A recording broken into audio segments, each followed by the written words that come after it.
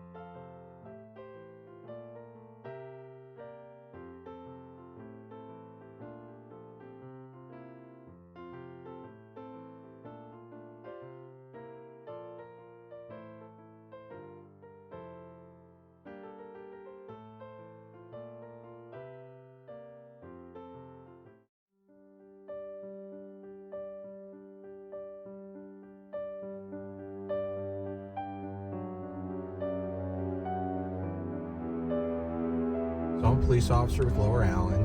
I've been here 20 years. I'm a corporal, I'm a shift supervisor. So I realized, that, yeah, we do experience cumulative trauma. There's calls I go to now that I remember other calls, and I react certain ways based on what my experience was with those prior calls.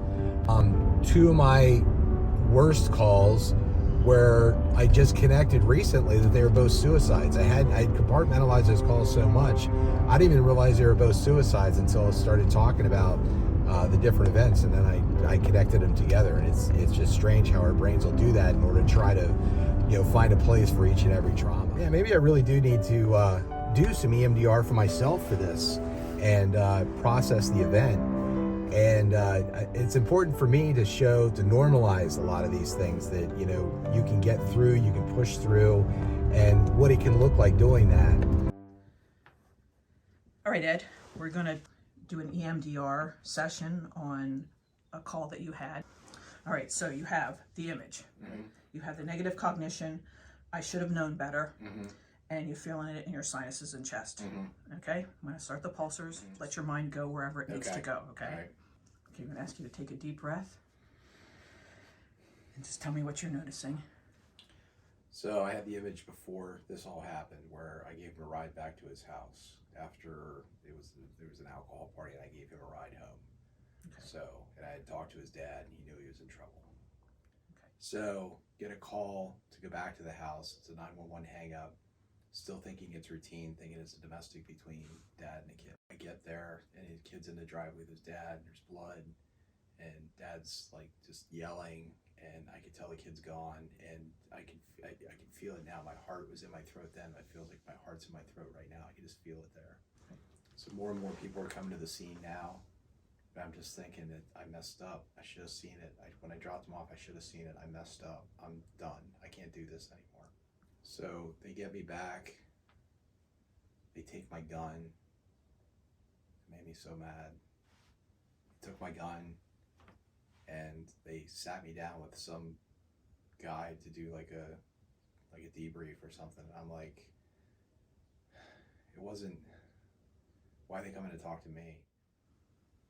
Why didn't I pay more attention? Second guessing. Mm-hmm. Now I'm going to that other call where the girl stabbed herself in front of me. Okay. And again, I'd been out there so many times, we talked, we were going to go to the ambulance, but why wasn't it why did I fall into that? Why did I let it be routine? Why didn't I pick up that knife? Seeing door slammed in my face. What's going on the other side? Okay. It's more than one occasion now. Go ahead. Yeah, like just these doors slamming in my face, and then just trying to just crush through them. Okay, trying to get to her. Yeah. I'm too late again. The damage is done. She had already cut herself. I was too late. I didn't react fast enough. So those two calls are very connected for you. They were both supposed to be routine. Yeah. And they were both times you felt like you were too late. Mm-hmm. So I was too late. Yeah, I should have seen it. So I've seen it change since then. I thought it was something else. I thought it that I didn't want to let things bother me. Mm-hmm. But I'm thinking now that it's that I don't want to close something off. So these calls I've had are part of me. They suck and they're shitty. But subsequently, as a supervisor, I've been to these calls also. Same calls, suicides, people hurting themselves, tragic situations. And being that person that can check in with their people, see them for them, worry about the dotted I's and crossed T's later. So when you think about that in that way, and we look at those doors that have been shut, you're constantly keeping them open. Mm-hmm. See where that takes you. I can't fix the past. I can't change it. But where I can do better is in the present. Having gone through things, I just thank God that it's made me this person rather than going the other way. Mm-hmm. It's made me care more.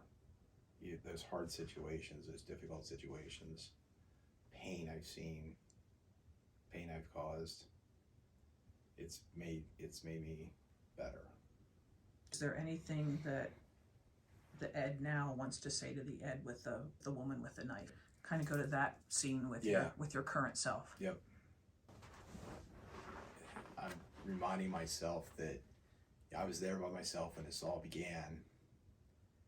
And then somebody came, and then she came after me with the knife. I could have shot her. It took 4 of us to wrestle her to the ground. It took 3 more people to get there, to get her into a gurney. Wrestled her all the way in the ambulance, all the way to the hospital. Once we got to the hospital, more people came in and wrestled her. She was getting bombed with drugs and everything like that. I couldn't have done it by myself. When you bring up that incident with the kid who shot himself, mm-hmm. and he was 15 years old, on a scale of 0 to 10, where 0 is no distress and 10 is the highest distress you can imagine, what are you feeling now? It's probably like a 1 or a 2. It's a 2. Is there anything else floating around in there? I think just being like, I just kind of brought myself like back to here, like mm-hmm. not being in that place, just being here. Being present. Yeah. Do the words, I did the best I could, still fit, or is there something that even feels more suitable, or you want to add to that? I mean, I did the best I could, and I'm going to keep doing the best I can, but just trying to not look at it as routine, expanding the window. Okay, so as you think about that incident and the words, I did the best I could, and I'm going to keep doing everything I can to keep doors open for people. From 1 being completely false to 7 being completely true, how true does it feel? It feels like a 6 because I see myself doing it. So I see 7 as perfection. Okay. And that's a hard thing to grab. Those calls changed the way you police. Mm-hmm. And you've already been implementing mm-hmm. what you learned from those calls, even though you probably didn't realize it. I didn't till sitting here. So 3 days ago, we actually did the EMDR, and I really found it to be interesting. Like, as we were doing it, I found these connections that, I thought I connected the calls more together. This is one of the streets here that I would avoid.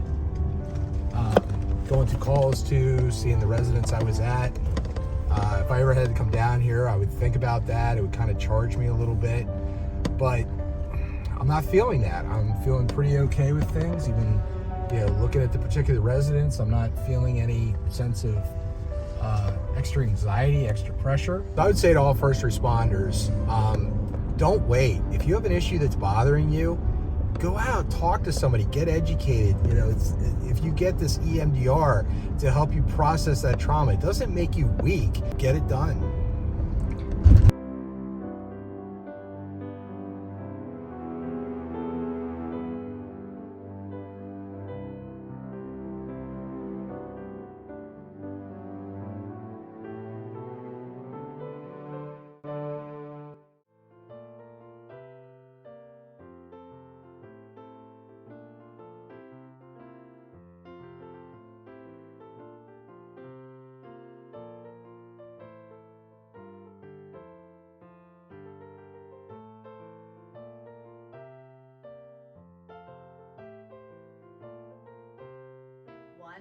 Reporting from the Grief Relief Services, I'm Candace Scalise with CBS 21 News.